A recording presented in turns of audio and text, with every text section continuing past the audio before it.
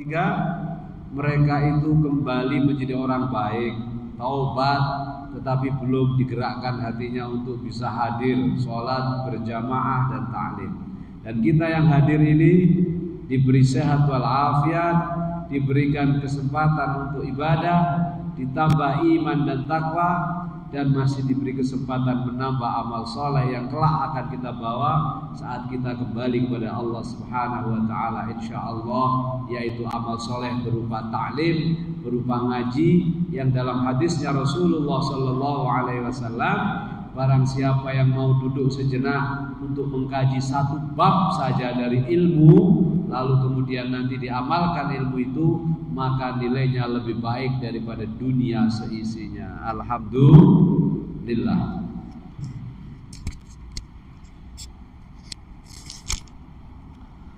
Hadirin wal hadirat yang dimuliakan Allah, mari kita syukuri terlebih dahulu takdir Allah, rizki dan nikmat dari Allah yang diberikan berupa kesempatan kita semua bertemu dengan tahun 2023. Bagaimana cara mensyukurinya?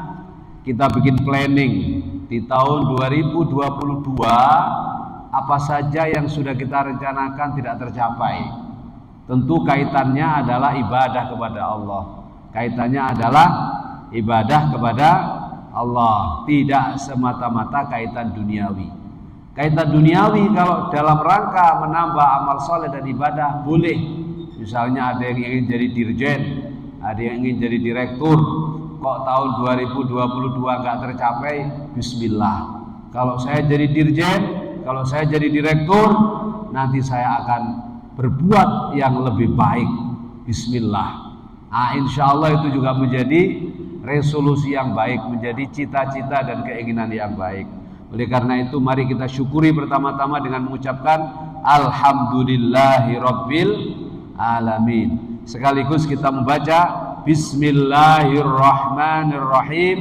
Kita niati mengisi tahun 2023 semuanya dalam koridor menambah keimanan dan ketakwaan kepada Allah Subhanahu wa ta'ala. Hadirin wal hadirat yang dimuliakan Allah, berikutnya kita akan melanjutkan kajian kita tentang kitab Usfuriyah, kitab hadis yang sudah kita kaji kurang lebih 2-3 bulan yang lalu, dan sekarang sudah masuk Al-Hadisut Tasi', hadis yang ke-9, yang insya Allah ada 40 hadis ini. Jadi kalau setiap pertemuan itu 3 hadis, berarti tinggal 10 kali pertemuan lagi. Nanti kalau khatam, insya Allah bisa kita ganti kitab yang lain.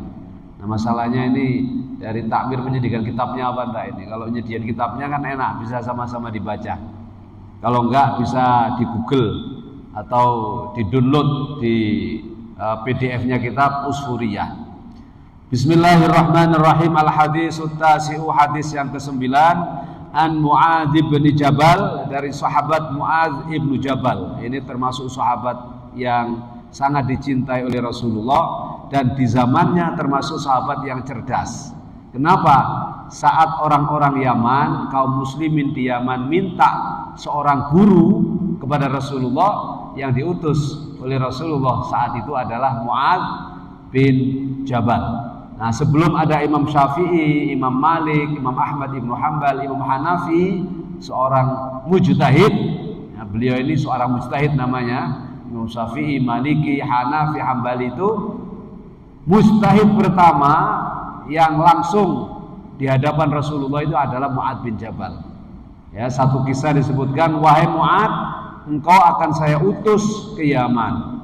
Tentu engkau tidak tahu lagi informasi turunnya wahyu. Lalu bagaimana kamu nanti kalau misalnya ada orang Yaman yang bertanya tentang hukum, sementara kamu tidak bisa telepon saya, kira-kira begitu kalau zaman sekarang, tidak bisa komunikasi dengan saya. Apa kata Mu'adz? Mu'adz mengatakan, tentu kami akan membuka Al-Quran, kemudian tentu kami akan mengacu kepada sabda-sabdamu ya Rasulullah. Tapi kalau dua-duanya nggak ada, kamu tidak bisa komunikasi dengan update terbaru, apa yang akan kamu lakukan? Mu'adz mengatakan, saya akan menggunakan akal untuk mempertimbangkan mana yang hak dan yang batil. Rasulullah mengatakan sudah benar itu. Karena akal ini juga bagian dari anugerah Allah yang diturunkan untuk orang-orang yang beriman. Makanya banyak sekali ayat Al-Quran yang mengatakan afala ta'qilun, afala tatafakkarun, afala tatadabbarun. Itu artinya apa? Akal ini istimewa, Pak. Bedanya manusia dengan binatang itu hanya di akalnya. Fisiknya sama, ada tangannya, ada kakinya, ada alat kelaminnya, ada hidungnya, ada mulutnya. Tapi yang membedakan akal. Nah, dari akal itulah turunannya banyak. Ada rasionalitas, ada sifat malu atau haya, dan ada himmah, semangat.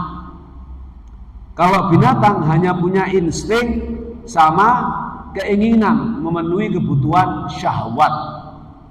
Syahwat itu tidak hanya seksual, tapi makan, minum, itu hanya mereka diberikan kemampuan itu oleh Allah. Tapi manusia tidak.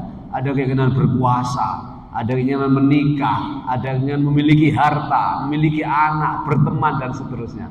Itu semua prosesnya ada di akal. Makanya akal lah yang membedakan kita dengan makhluk Allah yang lain. Oleh karena itu mari kita jaga.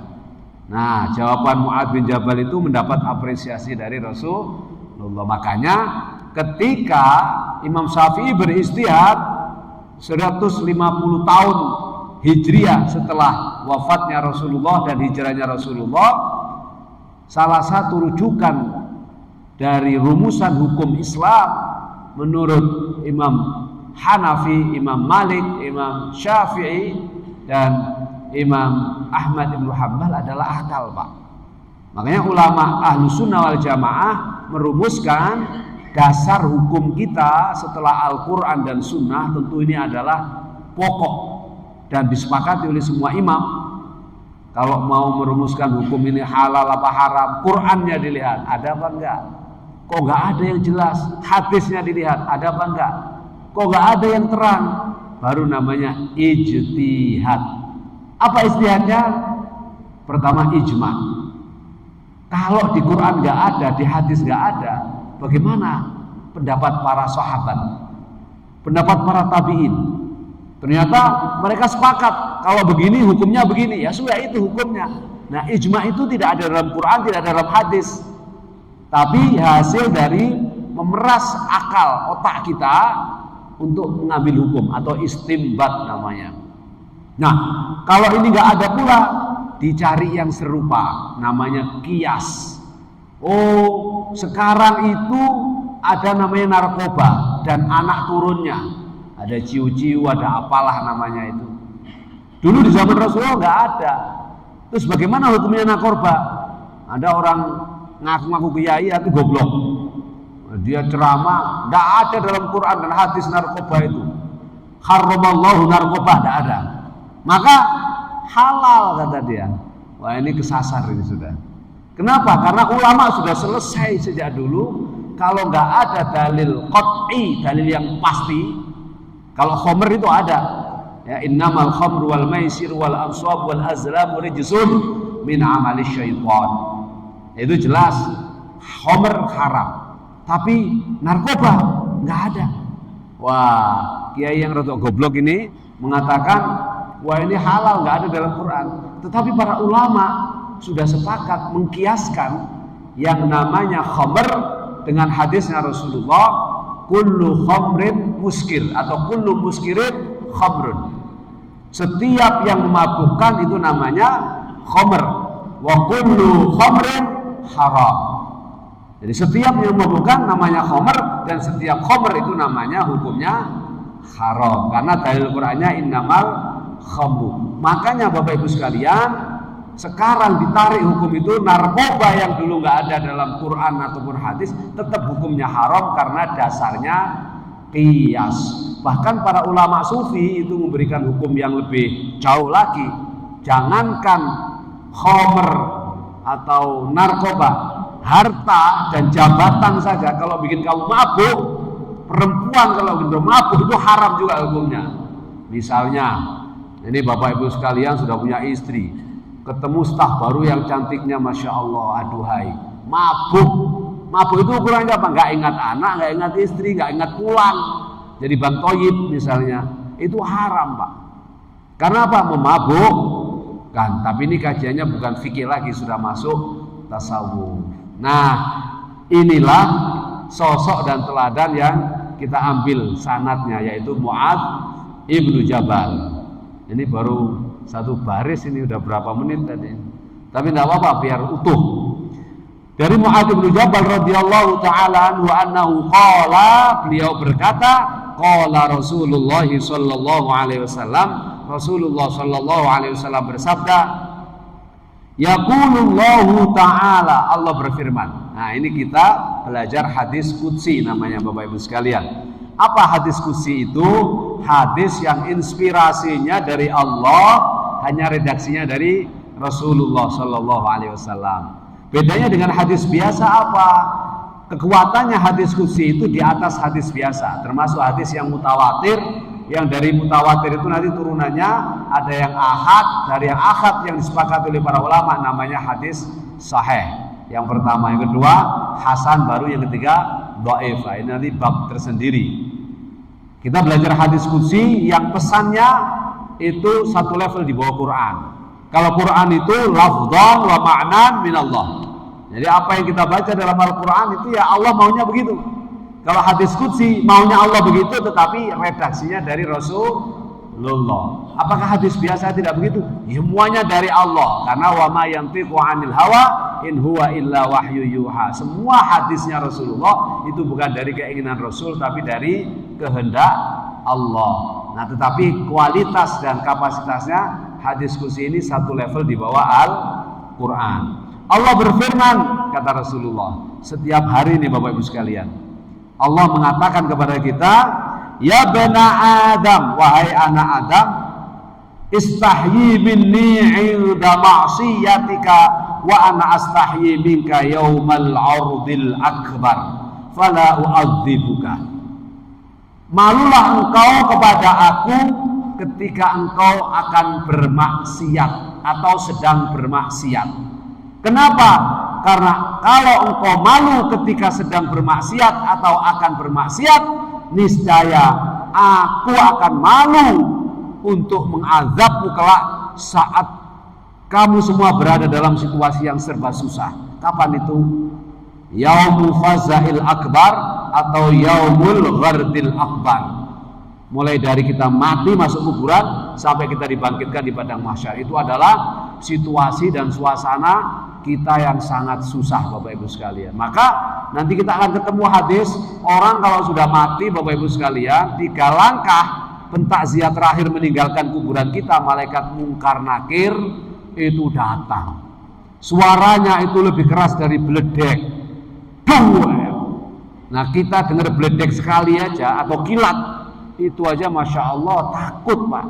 Padahal sekali ini man rabbuka wa man nabiyuka wa ma kiblatuka wa mal Quran wa ma hadza wa man hadza. Itu kalau orang nggak beriman Pak, isinya cuma gepeng. Habis itu bangkit lagi, diciptakan kembali ila yaumil qiyamah, dihajar begitu. Maka bersyukurlah kita yang punya waktu sejenak untuk kita isi menambah amal soleh, karena kita tidak pernah tahu kapan kita kembali kepada Allah Subhanahu wa ta'ala. Jadi pesan pertama dari hadis ini adalah Allah mengingatkan kepada kita seluruh anak Adam, kalau engkau malu bermaksiat kepadaku, engkau malu akan bermaksiat kepadaku, aku akan malu mengazabmu nanti saat kamu kesusahan. Enak apa enggak? Nah, ini nasihat untuk saya juga ini, bukan hanya untuk Bapak Ibu sekalian. Dan ini perintah, istahyi minni, malulah engkau kepadaku. Jadi perintahnya Allah minta yang pertama kita malu untuk apa? Bermaksiat kepada Allah. Yang kedua, ya bena Adam, tub ilayya akrimka karamatal anbiya. Wahai anak Adam, taubatlah kamu kepadaku kalau kamu sudah banyak dosanya, merasa banyak salah dan khilaf, maka aku akan memuliakan engkau sebagaimana kemuliaan para nabi. Masya Allah. Jadi kalau kita mengaku hamba Allah, kok ngakunya banyak salah dan dosa, lalu tobat dalam konteks ini adalah taubatan nasuha, tobat yang benar. Jadi di tahun 2002 kita mungkin ada yang sebagian masih mabuk, atau sebagian nggak sholat, sebagian pernah main-main perempuan. Tahun 2023 misalnya, Bismillah, tawakkaltu 'ala Allah, la haula wala quwwata illa billah. Saya tobat, saya tidak akan mabuk lagi, saya nggak akan main perempuan, saya nggak akan main judi, saya nggak akan macam-macam. Ya Allah, beri pertolongan, beri petunjuk. Ihdinas siratal mustaqim, siratal ladzina an'amta 'alaihim ghairil maghdubi 'alaihim waladdallin. Rabbi ighfirli wa liwalidayya wa lil mu'minina amin. Sejak saat itu Bapak akan dimuliakan oleh Allah sebagaimana Allah memuliakan para nabi. Masya Allah. Enak apa enggak? Percaya enggak ini? Harus percaya, enggak percaya rugi. Udah duduk lama-lama enggak percaya. Ya benar Adam. Yang ketiga, wahai anak Adam, la tuhawwil qalbaka anni fa innaka in hawwalta qalbaka anni ahdulka fala ansuruka. Masya Allah. Yang ketiga, Allah memberikan nasihat kepada kita semua sekaligus perintah, wahai anak Adam, jangan kau palingkan hatimu dariku. Jangan kau palingkan hatimu dariku, alias kita diminta selalu ingat kepada Allah. Zikrullah. Makna zikrullah itu yang dasar ya membaca subhanallah, alhamdulillah, la ilaha illallah, Allahu akbar, la haula wa la quwwata illa billahil aliyil azim. Atau baca sholawat, Allahumma salli ala sayyidina Muhammadin wa ala alihi wa sahbihi wa sallim. Atau baca Quran, baca hasbunallah wa ni'mal wakil, ni'mal maula wa ni'mal nasir. Apa saja yang penting nilainya zikir. Mau kamar mandi baca doa, mau makan baca doa, habis makan baca doa, bertemu teman ucapkan salam, assalamualaikum warahmatullahi wabarakatuh. Kalau itu diniati zikir sudah sesuai. La tuhawil qalbaka anni. Ya, jangan kau palingkan hatimu dariku. Jangan kau terlena dengan dunia, terlena dengan anak, terlena dengan istri, terlena dengan jabatan, terlena dengan pimpinan kalian. Jangan. Ini nasihat Allah. Kenapa? Kalau engkau terlena dengan diriku, kata Allah, maka ahzul kafala ansur. Aku akan hinakan dirimu, aku akan hancurkan dirimu, aku akan rendahkan dirimu, dan aku tidak akan menolong kamu. Masya Allah. Na'udzubillahi min dzalik. Jadi sederhana. Kalau kita ingin mulia Pak, ingat kepada Allah. Dalam kajian tasawuf, ingat kepada Allah itu punya 3 level. Level pertama adalah zikrul lisan. Zikir apa? Lisan. Jadi kita membaca la ilaha illallah. Ya, diam-diam baca tahlil, la ilaha illallah, baca tasbih. Itu zikrul lisan. Walaupun hatinya kadang nggak nyambung karena ingat sesuatu yang lain, itu sudah zikir. Tapi lebih top lagi zikrul qalbi. Apa zikrul qalbi itu? Zikir hati. Walaupun lisannya nggak mengatakan, hatinya selalu ingat Allah. Apa ciri-cirinya orang yang hatinya ingat Allah? Setiap mau maksiat pasti akan berontak hatinya, nggak enak. Ntar aja. Tapi kalau melaksanakan ibadah dan taat, semangat. Itu orang yang hatinya maliun bizikrillah, penuh dengan zikir kepada Allah. Maka para ulama Ahlus Sunnah wal Jamaah mengajarkan biar hatimu itu nyambung, tenang, tentram, sambungkan zikir lisanmu dengan sambungkan ke zikir hati. Makanya kalau baca la ilaha illallah, hati kita mengatakan tidak ada Tuhan selain Allah. Allahu akbar, Allah maha besar. Jadi saat kita habis sholat itu astaghfirullahalazim, ya Allah ampuni salah dosaku. Itu hatinya ngomong begitu. Nah, yang paling gede, yang paling tinggi levelnya itu namanya zikrul jawarih. Apa zikrul jawarih itu? Zikir seluruh anggota tubuh. Apa zikrul jawarih itu? Wujudnya, bentuknya zikrul jawarih adalah kita menjaga seluruh anggota tubuh kita untuk ingat kepada Allah sehingga tidak bermaksiat. Menjaga mata jangan sampai bermaksiat, melihat yang diharamkan oleh Allah, istrinya orang misalnya. Menjaga lisan jangan sampai berbicara menyakiti orang lain, apalagi fitnah, adu domba dan seterusnya.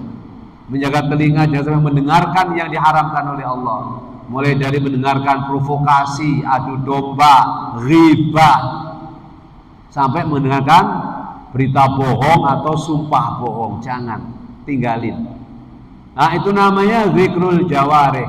Masih ada tangan dan kaki, masih ada anggota tubuh lain, farji kita. Farji itu apa? Alat kelamin. Nah, zikrul jawarihnya jangan sampai alat kelamin kita dipakai di tempat yang salah. Karena kalau dipakai di tempat yang salah namanya zina, kalau dipakai di tempat yang benar setelah melalui proses pernikahan namanya ibadah. Sama Pak prosesnya. Prosesnya sama-sama masuk. Tapi kalau salah caranya, dosanya bisa sampai dibunuh. Ya, kalau zinanya muhson udah pada saling nikah, kok zina dirajam sampai mati. Kalau belum menikah itu dicambuk 80 kali ya, cambuknya nggak pakai pecut, nggak pakai sapu lidi, pakai tampar tapi yang berduri, Pak. Nah, ini cerita tentang anaknya Sayyidina Umar. Sayyidina Umar punya anak dua laki-laki yang hebat. Satu namanya Abdullah ibnu Umar, ini yang terkenal periwayat hadis. Yang kedua namanya Umar kalau tidak salah. Nah, Umar ini pelajaran untuk kita. Kenapa? Karena pernah suatu saat lewat di perkampungan, kalau di sini lewat di daerah hutan gitu, kebetulan ada komunitas, ada kampung di situ, dia lagi mabuk. Nah, mabuk, mampir, naudzubillah, terjadilah perzinahan. Singkat cerita, ketika bapaknya Sayyidina Umar itu jadi khalifah, dapat laporan bahwa anaknya menzinai perempuan di kampung itu. Apa yang dilakukan oleh Umar? Tidak peduli. Nah, inilah pelajaran penting yang bisa kita petik. Sebagaimana hadisnya Rasulullah Shallallahu Alaihi Wasallam, "Lau Fatimah binti sarakat, laqata'tu yadaha."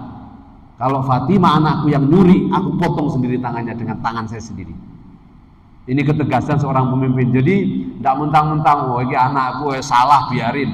Ya, kalau benar dipuji-puji, melebihi orang lain, salah dilindungi, ya tidak begitu. Rasulullah memberikan pelajaran tegas, tidak tumpul ke atas, ya, atas kanan kiri, atas bawah samping, itu kalau salah ya disikat. Sayyidina Umar juga demikian, anaknya berzina, terbukti saksinya ada, dirajam. Singkat cerita apa? Teman-temannya minta dispensasi, enggak, kata Umar. Saya ini nanti ditanya oleh Allah, ketika kamu tak kasih amanah anak, tak kasih amanah sebagai khalifah, adil apa enggak? Apa yang terjadi akhirnya? Panggil masyarakat, cambuk, Pak. Sayyidina Umar sendiri yang nyambuk. Berat lemas, di 70 sudah lunglai, kurang 10 lagi, tetap hajar, cerat, sebelum ke 80 mati, alias meninggal dunia, Masya Allah. Singkat cerita apa? Besoknya para sahabat mimpi Rasulullah bersama putranya Sayyidina Umar. Kemudian putranya Sayyidina Umar bilang sama sahabat lain yang mimpi itu, tolong sampaikan salam kepada ayah saya Sayyidina Umar. Terima kasih engkau telah mencambuk saya, karena dengan kau mencambuk saya tidak dibebani siksa di alam kubur dan di akhirat kelak. Dan Rasulullah juga menyampaikan salam kepada Sayyidina Umar, sampaikan salam kepada Sayyidina Umar kalau kau sudah melakukan hal yang benar, menjalankan syariatnya Allah Subhanahu wa ta'ala. Nah, kalau kira-kira anak-anak kita yang begitu, kira-kira walaupun kiai, habib, ustadz, kira-kira kita tega apa enggak begitu, Pak? Astagfirullahaladzim. Nah, itu adalah cerita tentang bagaimana kita harus konsisten. Maka jangan kau palingkan hatimu, niscaya aku akan menolongmu. Tapi kalau sekali kau berpaling hatimu, engkau akan dihinakan oleh Allah. Nah, konteksnya zikrul jawarih tadi apa? Seluruh anggota tubuh itu tidak boleh maksiat, Pak. Kaki misalnya, jangan kau melangkah yang membawa maksiat. Tangan, jangan kau tanda tangan yang membawa maksiat. Nah ini berat Pak, karena saya juga kerja di Kementerian Tenaga Kerja. Jadi kadang ya Masya Allah, kalau nggak hati-hati ya perjalanan dinas dan seterusnya, kadang kalau nggak hati-hati Pak ya memang ngaji itu berat. Terutama saya yang nyampe ini tuh kadang nggak nyampe saya, karena saya kadang masih berbuat yang tidak sepenuhnya sesuai dengan kehendaknya syariat, gitu loh. Nah jadi ngaji kita ini saling sama-sama mengingatkan. Semoga Allah menolong kita di tahun 2023 ini menjadi orang-orang yang lebih baik lagi, terus lebih baik sampai kita menghadap kepada Allah Subhanahu wa ta'ala. Yang keempat, ya bena Adam laula kitani yaumal qiyamah wa ma'aka hasanatun misla ahlil ardi lam aqbal minka hatta tusaddiquni biwa'di wa wa'idi. Wahai anak Adam, kata Allah, seandainya engkau nanti bertemu dengan aku di hari kiamat, karena kita pasti akan bertemu dengan Allah di hari kiamat Pak. Setiap kita, masing-masing kita itu akan dipanggil satu persatu. Saya misalnya Muhammad Nur Hayid, maju, itu suara dari langit, maju kita. Kayak ada panggungnya itu. Kalau kemarin ada pengajian di sini panggung, cuman itu jabal, agak tinggi. Seluruh manusia lihat Pak.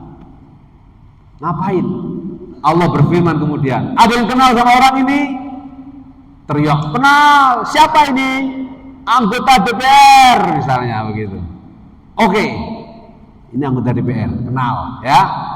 Adakah yang punya tanggungan dan hak pada orang ini? Saya. Kenapa? Dulu ketika kampanye katanya mau bangun jalan, tapi sampai selesai nggak bangun jalan. Oke, sini kamu. Apa maunya? Saya mau minta pahalanya dia. Begitu Pak. Nah kalau anggota DPR RI itu 300.000, 200.000 orang lah nanti yang antri itu untuk minta tanggung jawab. Kalau 4 periode 200.000 kali 4, 800.000 antri Pak. Nah yang pilih dari anggota DPR itu dari orang biasa. Kalau presiden tambah susah. Ada yang kenal ini? Ada. Siapa? Presiden. Wah. Kalau 2 periode berarti ya sejumlah rakyat yang dipimpin. 270 kali 2 berapa? 540. Ngantri Pak. Dulu kampanye begini, dulu bikin keputusan begini, saya ambil. Tapi kalau adil, kalau baik, Masya Allah. Makanya sab'atun yadhilluhumullahu yawma la dhilla illa dhilluh. Ada 7 golongan ini yang akan dinaungi Allah ketika nggak ada naungan kecuali naungan Allah. Yang pertama, imamun adil, pemimpin yang adil Pak. Terus mulai dari presiden, menteri, dirjen, itu abot nanti. Tanggung jawabnya berat hingga tanggung jawab kita masing-masing. Misalnya nggak ada yang jadi apa-apa, jadinya cuma kepala keluarga. Oke, kamu jadi kepala keluarga, dipanggil satu persatu. Ya, Furqon misalnya namanya, datang. Ada yang kenal, anaknya sama istrinya, kenal saya. Apa yang kamu tuntut dari dia? Dia dulu nggak tanggung jawab. Dia dulu ketika udah nikah nggak ngasih nafkah, diambil Pak. Karena saat itu nafsi. Nggak ada lagi yang kenal anaknya, kenal istrinya, kenal temannya, nggak ada. Yaumul fazail akbar namanya. Susah Pak saat matahari di atas kita. Makanya digambarkan oleh Rasulullah semua telanjang. Sampai Sayyidah Aisyah bertanya sama Rasulullah, ya Rasulullah, bagaimana orang telanjang lagi berbuat? Apa nggak ada yang saya lihat? Nggak peduli. Mereka nggak akan pernah lihat, karena apa? Sibuk dengan urusannya masing-masing. Nah, Allah mengatakan, kalau engkau bertemu dengan aku di hari kiamat dengan kebaikan seluruh penduduk bumi. Jadi wong sak dunya ini baik semua, kebaikannya diambil sama kita. Apa kata Allah? Lam akbal minka hatta tusaddiquni biwa'di wa wa'idi. Aku tidak akan terima kebaikan sebanyak itu sampai engkau membenarkan janjiku dan ancamanku. Apa artinya? Allah serius urusan. Janjiku adalah siapa yang berbuat baik surga, siapa yang berbuat buruk neraka. Kalau kamu yakin betul itu, kamu jalani, kamu amalkan, walaupun kecil amalmu saya terima. Tapi kalau kamu yakin, apa iya ya nanti ada surga, apa iya ya nanti ada neraka, walaupun sampai membawa kebaikan seluruh penduduk bumi, nggak akan diterima. Subhanallah. Ya ibna Adam, yang terakhir, wahai anak Adam, ini anar Razzaq. Jadi ini anar Razzaq. Sesungguhnya saya ini adalah zat yang memberi rezeki kalian. Jadi nggak usah khawatir, saya yang memberi rizki. Wa antal marzuk, dan kalian semua adalah orang yang saya kasih rizki. Wa ta'lamu anni ufika rizqak, dan kalian semua tahu aku telah memenuhi rizkimu. Betul apa enggak? Ya Bapak Ibu sekalian, saya sama aja lahir procot, nggak ada yang pakai baju. Ya, bayangkan kalau ada yang lahir pakai baju, Pak, gimana sakitnya ibunya. Apalagi bajunya baju jaran-jaranan misalnya, wah banyak pernak-perniknya, masya Allah. Nah, kita semua lahir tanpa pakaian, tapi kenapa seiring waktu siapapun, bahkan anak Bapak Ibu sekalian, nggak usah dipikir nanti jadi apa, nggak usah khawatir. Tugas kita itu menjalankan amanah, titipan anak, dididik yang baik, sekolah yang baik. Jadi apa urusannya Gusti Allah. Sampai juga mungkin sebagian anaknya petani di sini, ada yang tukang becak, ada yang tukang ngarit, betul apa enggak? Jenderal-jenderal malah banyak yang anaknya petani, orang biasa. Jenderal Muldoko, Wiranto, bahkan Pak Soeharto dulu, konon itu anaknya orang biasa. Bukan orang kaya di kampungnya, bukan ningrat di kampungnya, bukan anaknya raja. Artinya apa Bapak Ibu sekalian? Allah sudah ngatur rizkinya setiap hamba yang diciptakan. Dan Allah mengatakan ini dalam hadis qudsi, aku yang memenuhi rizki kalian. Fala tatruk ta'ati bisababir rizki, maka jangan kau tinggalkan taat kepadaku sebab karena kau mengejar rizki. Nah ini hati-hati. Makna ini dalam. Fala tatruk ta'ati bisababi talabir rizki. Jangan kau mengejar rizki sampai kamu meninggalkan taat. Meninggalkan taat itu sederhananya memang waktunya sholat nggak sholat. Betul apa enggak? Nah, ini jamaah yang hadir ya. Padahal jumlah PNS-nya yang muslim mayoritas. Kok nggak penuh? Mungkin sholat di sana. Ada gitu aja pikirannya. Tapi kan lebih afdol kalau sholat jamaah di sini. Jangan sampai mengejar rezeki sampai meninggalkan taat. Tapi makna terdalam lagi apa? Jangan sampai kamu ingin kaya, tapi kaya kamu dengan cara yang tidak benar. Cara yang tidak benar itu taat apa maksiat? Maksiat. Jadi jangan sampai kamu mengejar rezeki sampai kamu harus maksiat kepada Allah alias meninggalkan ketaatan. Ini tegas sekali. Anni ufika rizqaka fala tatruk ta'ati bisababir rizki fa innaka in tarakta ta'ati bisababir rizki aujabtu 'alaika uqubati. Hati-hati kalau kamu tidak peduli, tidak memperhatikan, tidak mendengarkan nasihat saya ini, kau tetap mengejar rizki tanpa mempedulikan halal haramnya. Kau tetap mengejar rizki sementara kau tinggal ketaatan kepadaku alias mengejar rezeki dengan cara maksiat, maka aujabtu, saya wajibkan, saya pastikan kata Allah, alaika atas dirimu uqubati, siksa-siksaku nanti. Na'udzubillahi min. Ini nasihat terutama untuk diri saya sendiri ya Allah. Ya ibna Adam, ihfad li hadhil khisalil khams walakal jannah. Wahai anak Adam, peliharalah 5 hal yang tadi saya sampaikan tadi, ya, peliharalah 5 hal nasihatku tadi kata Allah. Maka siapa yang bisa memelihara 5 hal ini? Yang pertama malu kalau mau maksiat, yang kedua taubat, yang ketiga hatinya terus ingat kepada Allah, yang keempat kita yakin betul janji Allah itu benar, surga dan neraka itu ada, siksa kubur itu ada, dan yang terakhir jangan sampai kita mengejar rezeki tapi bermaksiat kepada Allah. 5 hal kalau dijaga kata Allah, walakal jannah, maka surga insya Allah akan menjadi bagianmu. Amin Allahumma amin. Ini masih panjang sebenarnya, tapi karena waktunya sudah habis, kita lanjutkan nanti insya Allah. Amin. Allahumma. Mungkin itu saja Bapak Ibu sekalian yang bisa saya sampaikan. Jam berapa ini? Sudah? Ah, oke. Saya lihat HP maksudnya. Dah, sudah jam 1. Mungkin itu saja yang bisa saya sampaikan. Nanti ada tema lain lebih menarik karena ini ceritanya tentang bagaimana Ibrahim bin Azam, bagaimana ceritanya para wali-wali Allah mengamalkan ini semua. Insya Allah kalau kita dipanjangkan umur, kita lanjutkan pertemuan di bulan depan, karena ngaji saya ini Rebu pertama setiap bulan, karena yang lain ustadz yang lain.